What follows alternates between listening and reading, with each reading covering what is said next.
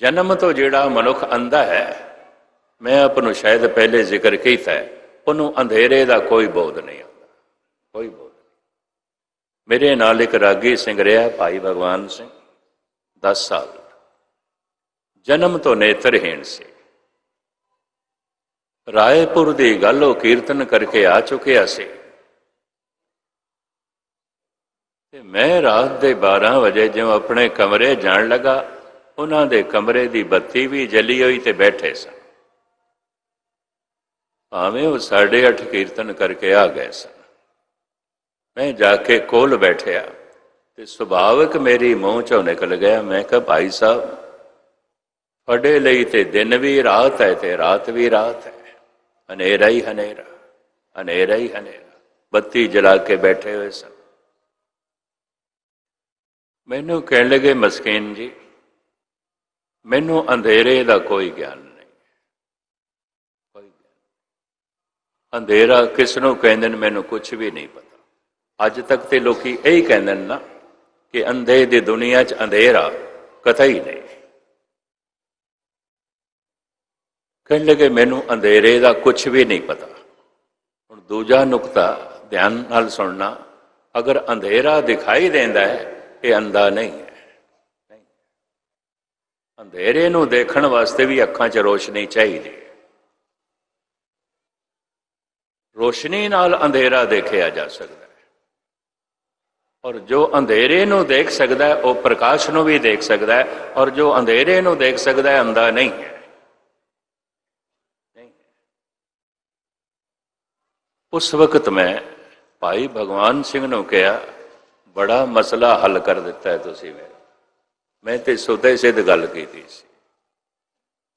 तुसीं बहुत गहरी गल कर देती, बहुत गहरी गल कर देती।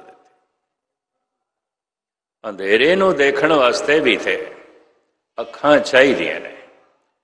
नाम जपदियां जपदियां सतसंग करदियां करदियां जिहड़ा पहला ज्ञान मिलता है, किस दा? अज्ञान का ज्ञान मिलता है। बड़े ध्यान नाल सुन, मैनू कुछ नहीं पता, मैं कुछ नहीं जानता, इस चीज का पता चलता। पहला ज्ञान केड़ा मिलता है? अज्ञान का ज्ञान मिलता है। मैं कुछ नहीं जानता, मैनू कुछ भी नहीं समझ। जैसे ज़ौक कहते ने, पढ़ पढ़ के मैं ये पढ़े है, बहुता पढ़ पढ़ के मैं ये जाने कि हम जानते थे कि इल्म से कुछ जानेंगे, जाना तो ये जाना कि न जाना कुछ भी। जान जान के मैं ये जाने कि मैं कुछ नहीं जानता, कुछ नहीं जानता। पहला ज्ञान मिलता है अज्ञान का, फिर ज्ञान मिलता है भगवान का। पहले ज्ञान मिलता है अपनी मूर्खता का, ना समझी का, फिर प्राप्त होती है समझ। पहले तो अंधेरा ही दिखाई देता, अंधेरा ही दिखाई देता, पर कम से कम अंधेरे नूं वेखण दे सफल ते हो गया।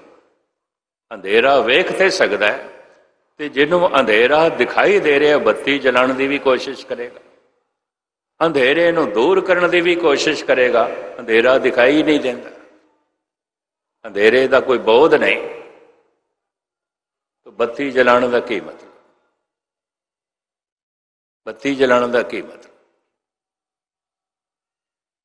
लुकमान ने और खलील जबरान दे ये यूनान दे एक दार्शनिक होया है, तो एक लिबनान दे इन्होंने इक्को तरह की कहानी लिखी है। एक नेत्रहीन एक पिंड तो दूसरे पिंड रात नूं जाण लगा। पड़ोसी ने लालटेन पकड़ा दी,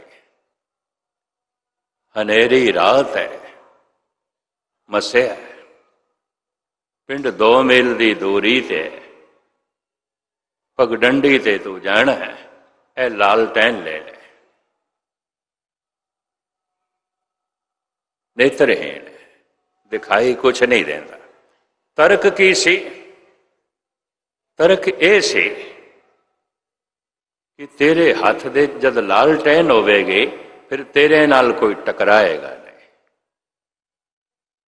कोई टकराएगा। ਤੂੰ ਦਿਖਾਈ ਨਾ ਦਿੱਤਾ, ਹੋ ਸਕਦਾ ਹੈ ਤੇਰੇ ਨਾਲ ਕੋਈ ਟਕਰਾ ਜਾਏ। ਤਰਕ ਠੀਕ ਸੀ। ਵਿਚਾਰਾ ਥੋੜੀ ਦੇਰ ਚੱਲਿਆ ਤੇ ਕੋਈ ਟਕਰਾ ਗਿਆ, ਬੁਰੀ ਤਰ੍ਹਾਂ ਟਕਰਾ ਗਿਆ। ਉਹ ਕਹਿੰਦਾ ਮੇਰੇ ਹੱਥ ਦੇ ਚ ਲਾਲਟੈਨ ਸੀ, ਫਿਰ ਵੀ ਤੂੰ ਮੇਰੇ ਨਾਲ ਟਕਰਾਇਆ। ਉਸ ਪਤਾ ਟਕਰਾਉਣ ਵਾਲੇ ਨੇ ਕੀ ਆਖਿਆ, ਬਈ ਫਕੀਰ ਸਾਈਂ ਲਾਲਟੈਨ ਤੁਹਾਡੀ ਬੁਝ ਗਈ ਹੈ, ਬੁਝੀ ਹੋਈ ਹੈ, ਇਸ ਕਰਕੇ ਟਕਰਾ ਗਿਆ। ਲਾਲਟੈਨ ਤੇ ਹੱਥ ਦੇ ਚ ਹੈ, ਪਰ ਇਹ ਬੁਝ ਗਈ ਹੈ, ਨਹੀਂ ਪਤਾ ਚੱਲਿਆ।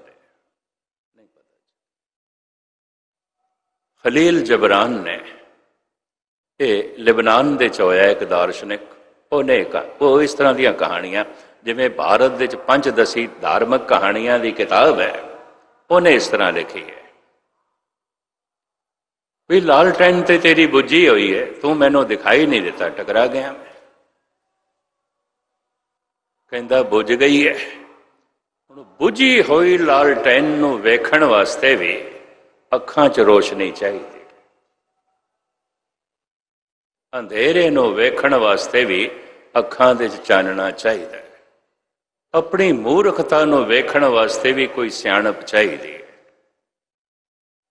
ਆਪਣੇ ਅਗਿਆਨ ਨੂੰ ਦੇਖਣ ਵਾਸਤੇ ਵੀ ਕੁਝ ਗਿਆਨ ਚਾਹੀਦਾ ਹੈ। ਪਹਿਲਾ ਗਿਆਨ ਤੇ ਇਹ ਮਿਲਦਾ ਹੈ, ਮੈਂ ਅਗਿਆਨੀ ਹਾਂ, ਨਾ ਸਮਝ, ਕੁਛ ਨਹੀਂ ਪਤਾ। ਧੰਨ ਗੁਰੂ ਨਾਨਕ ਦੇਵ ਜੀ ਮਹਾਰਾਜ ਨੇ ਬੜਾ ਕੀਮਤੀ ਕੌਮੀ ਨਾਮ ਦਿੱਤਾ, ਸਿੱਖ। ਮਰਦੇ ਦਮ ਤੱਕ ਤੂੰ ਸਿੱਖਣ ਨੂੰ ਤਿਆਰ ਰਵੇਂ। ਸਿੱਖਣ ਨੂੰ ਬਹੁਤ ਕੁਛ ਹੈ, ਬਹੁਤ ਕੁਛ ਹੈ। ਜ਼ਿੰਦਗੀ ਬਹੁਤ ਥੋੜੀ ਹੈ, ਸਿੱਖਣ ਨੂੰ ਬਹੁਤ ਕੁਛ ਹੈ। ਜੀਵਨ ਬਹੁਤ ਛੋਟਾ ਹੈ, ਜਾਣਨ ਨੂੰ ਬਹੁਤ ਕੁਛ ਹੈ। ਜ਼ਿੰਦਗੀ ਦਾ ਅੰਤ ਵੀ ਹੋ ਜਾਏਗਾ ਤਾਂ ਵੀ ਜਾਣਨ ਨੂੰ ਬਹੁਤ ਕੁਛ ਹੈ, ਬਹੁਤ ਕੁਛ ਹੈ, ਬਹੁਤ ਕੁਛ ਹੈ। ਇਸ ਵਾਸਤੇ ਸਿੱਖ ਭਾਵ ਅੰਦਰ ਬਣਾਈ ਰੱਖੇ।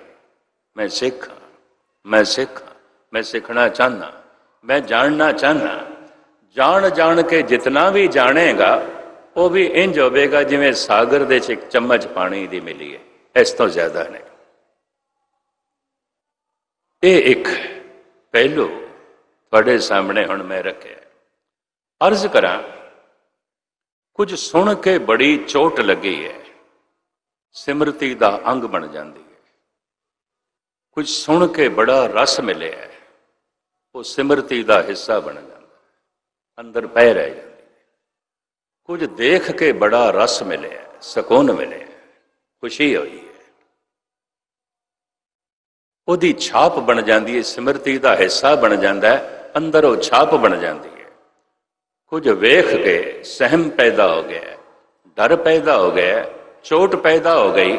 ਜਿਵੇਂ ਅਸੀਂ ਉਸ ਰਸਤੇ ਤੇ ਜਾ ਰਹੇ ਸੀ ਘੁੰਮਣ ਨੂੰ, ਹੁਣ ਅੱਗੇ ਇੰਨੇ ਸਾਰੇ ਸਭ ਗਿਆਨੀ ਕਲਿਆਣ ਸਿੰਘ ਜੀ ਵੀ ਰੁਕ ਗਏ, ਮੈਂ ਵੀ ਰੁਕ ਗਿਆ। ਮੈਂ ਹੁਣ ਜਾਈਏ ਕਿਸ ਤਰ੍ਹਾਂ? ਇਹਨਾਂ ਦੇ 'ਚ ਕੁਝ ਭਿਅੰਕਰ ਨਾਗ ਵੀ ਸਨ, ਕੋਬਰੇ, ਬਹੁਤ ਸਾਰੇ ਚਿੱਟੇ ਸਨ, ਕੁਝ ਕਾਲੇ। ਔਰ ਰਸਤੇ 'ਚ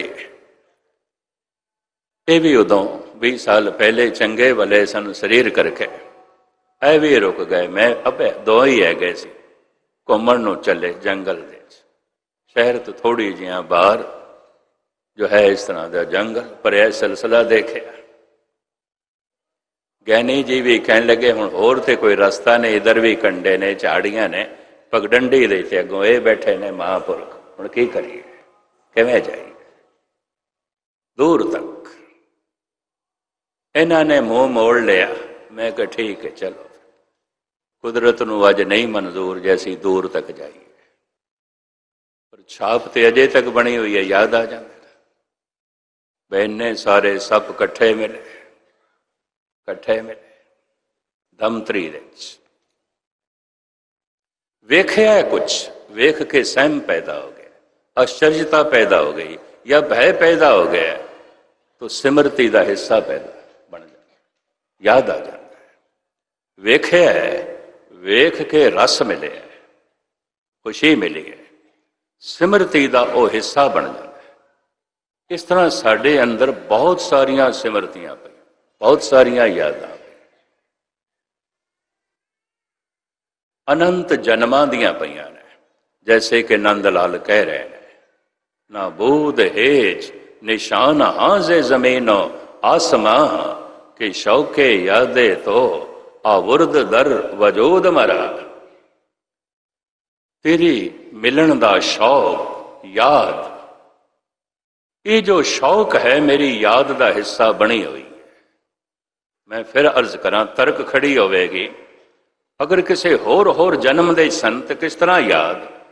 ਹਰ ਜੀਵ ਨੂੰ ਸੁਖ ਚਾਹੀਦਾ ਹੈ, ਹਰ ਜੀਵ ਨੂੰ ਜੀਵਨ ਚਾਹੀਦਾ ਹੈ। ਮੌਤ ਤੋਂ ਪਸ਼ੂ ਵੀ ਭਜਦੇ ਨੇ ਔਰ ਦੁੱਖ ਤੋਂ ਪਸ਼ੂ ਵੀ ਭਜਦੇ ਨੇ। ਦੁੱਖ ਉਹਨਾਂ ਨੂੰ ਵੀ ਨਹੀਂ ਚਾਹੀਦਾ, ਜੀਵਨ ਉਹਨਾਂ ਨੂੰ ਵੀ ਚਾਹੀਦਾ ਹੈ, ਸੁਖ ਉਹਨਾਂ ਨੂੰ ਵੀ ਚਾਹੀਦਾ ਹੈ। ਜੀਵਨ ਦੀ ਯਾਦ ਹੀ ਪਰਮਾਤਮਾ ਦੀ ਯਾਦ ਹੈ, ਕਿਉਂਕਿ ਉਹ ਪਰਮ ਜੀਵਨ ਹੈ। ਸੁਖ ਦੀ ਯਾਦ ਹੀ ਪਰਮਾਤਮਾ ਦੀ ਯਾਦ ਹੈ, ਕਿਉਂਕਿ ਉਹ ਪਰਮ ਸੁਖ ਹੈ, ਪਰਮ ਆਨੰਦ ਹੈ। ਇਹ ਸਭ ਕੁਝ ਸਿਮਰਤੀ ਦਾ ਹਿੱਸਾ ਬਣ ਜਾਂਦਾ ਹੈ, ਹਿੱਸਾ ਬਣ ਜਾਂਦਾ ਹੈ।